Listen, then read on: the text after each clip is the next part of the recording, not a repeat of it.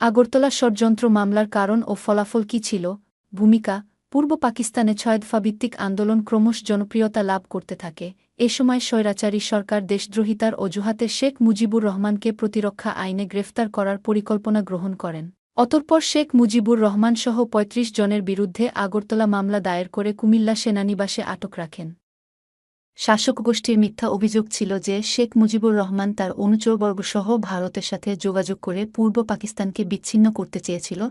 আগরতলা ষড়যন্ত্র মামলা আগরতলা ষড়যন্ত্র মামলা পাকিস্তান আমলে পূর্ব পাকিস্তানে দায়ের করা একটি রাষ্ট্রদ্রোহের মামলা।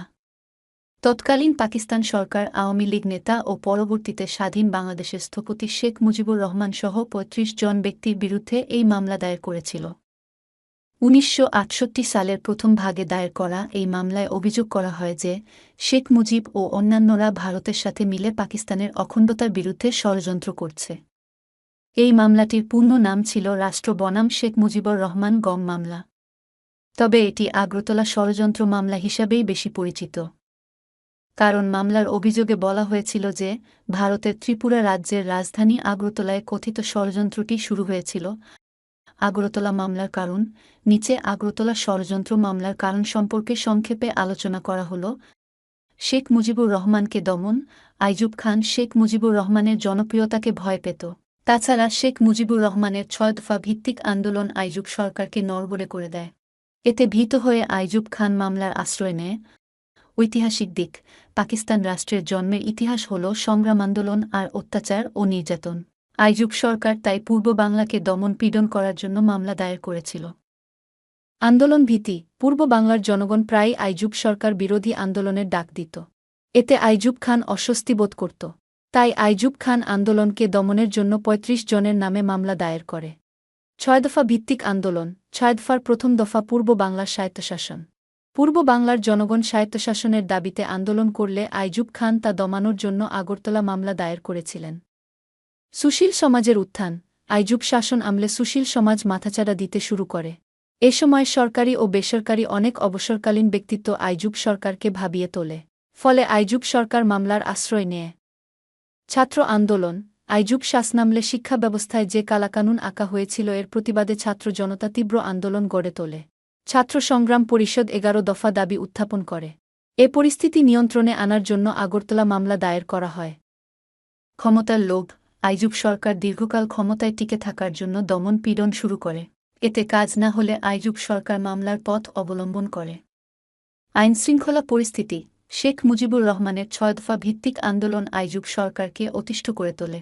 বারবার আন্দোলনের ফলে আইনশৃঙ্খলা পরিস্থিতি দুর্বল হয়ে পড়ে। এতে আইয়ুব সরকার অন্য পন্থা অবলম্বন করে মামলা পন্থা বেছে নেয়। আগরতলা ষড়যন্ত্র মামলার ফলাফল আগরতলা ষড়যন্ত্র মামলার ফলাফল ছিল অত্যন্ত গুরুত্বপূর্ণ। এই মামলার ফলে পূর্ব পাকিস্তানের জনগণের মধ্যে জাতীয়তাবাদী আন্দোলন আরও শক্তিশালী হয় এবং পাকিস্তান সরকারের বিরুদ্ধে জনগণের বিরূপতা আরও বৃদ্ধি পায়। এই মামলার ফলে পূর্ব পাকিস্তানের জনগণের মধ্যে শেখ মুজিবুর রহমানের প্রতি জনপ্রিয়তা আরও বৃদ্ধি পায় এবং তিনি হয়ে ওঠেন পূর্ব পাকিস্তানের স্বাধীনতার অন্যতম প্রধান নেতা। আগরতলা ষড়যন্ত্র মামলার ফলাফল নিম্নরূপ ১৯৬৯ সালের গণঅভ্যুত্থান আগরতলা ষড়যন্ত্র মামলার ফলে পূর্ব পাকিস্তানে সরকার বিরোধী আন্দোলন তীব্র আকার ধারণ করে। ১৯৬৯ সালের ২৫ মার্চ থেকে ২৮ মার্চ পর্যন্ত ঢাকায় অনুষ্ঠিত বিশাল গণমিছিল ও আন্দোলনকে কেন্দ্র করে ১৯৬৯ সালের গণঅভ্যুত্থান সংঘটিত হয়। শেখ মুজিবের জনপ্রিয়তা বৃদ্ধি আগরতলা ষড়যন্ত্র মামলার ফলে শেখ মুজিবুর রহমান একজন জাতীয় নেতা হিসেবে আবির্ভূত হন। এই মামলার ফলে তিনি পূর্ব পাকিস্তানের মানুষের কাছে আরও জনপ্রিয় হয়ে ওঠেন। বাঙালি জাতীয়তাবাদের বিকাশ আগরতলা ষড়যন্ত্র মামলা বাঙালি জাতীয়তাবাদের বিকাশে গুরুত্বপূর্ণ ভূমিকা পালন করে। এই মামলার ফলে বাঙালিরা বুঝতে পারে যে তারা পাকিস্তানের শাসক গোষ্ঠীর দ্বারা শোষিত ও বঞ্চিত।